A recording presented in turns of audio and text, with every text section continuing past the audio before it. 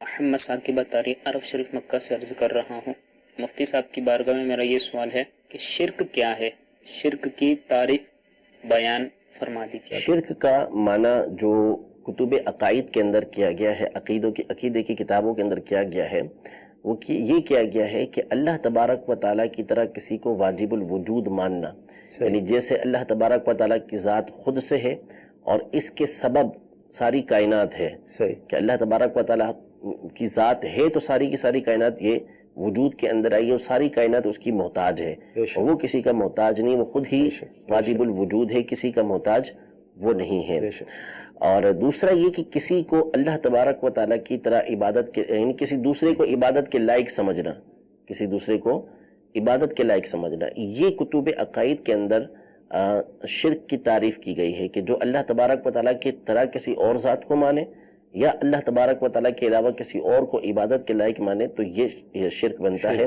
باقی آج کل جو ہمارے یہاں شرک کی فیکٹریاں لگی ہوتی ہیں اور فتوے لگ رہے ہوتے ہیں شرک کی چھوٹی چھوٹی باتوں کے اوپر، یعنی جن میں کوئی گناہ تک نہیں ہوتا اور وہ باتیں بلکہ بعض اوقات مستحسن اور اچھی ہوتی ہیں، ان کو بھی اس بنیاد پر بہت سے لوگ شرک کہہ دیتے ہیں کہ یہ نبی کریم صلی اللہ علیہ وسلم کے زمانے کے اندر نہیں تھا۔ بعض بدعت بولتے ہیں تو بعض شرک تک چلے جاتے ہیں کہ یہ شرک ہو گیا ہے۔ تو ان کو ڈرنا چاہیے اللہ تبارک و تعالیٰ سے کہ کسی مسلمان کے اوپر شرک کا فتویٰ لگائیں گے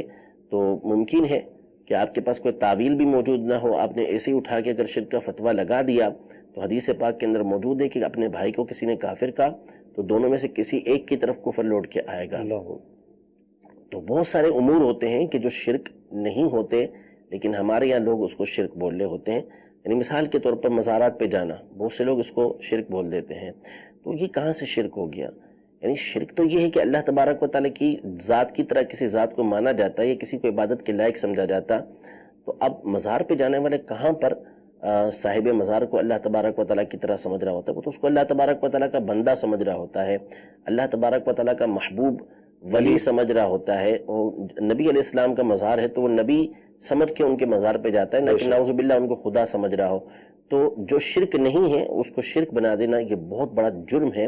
قرآن پاک میں اللہ تبارک و تعالیٰ نے یہ ارشاد فرمایا، ان اللہ لا یغفر ان یشرک بہ ویغفر ما دون ذلک لمن یشاء، کہ بے شک اللہ تبارک و تعالیٰ اس بات کو تو نہیں بخشے گا کہ اس کے ساتھ کسی کو شریک کیا جائے، اور اس کے علاوہ جو گناہ ہے اللہ تبارک و تعالیٰ بخش دے گا۔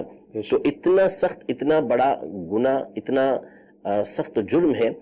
اس کا بغیر سوچے سمجھے، بغیر کسی تحقیق کے کسی مسلمان کے اوپر الزام لگانے والوں کو سوچنا چاہیے کہ آپ یہ کیا کر رہے ہیں۔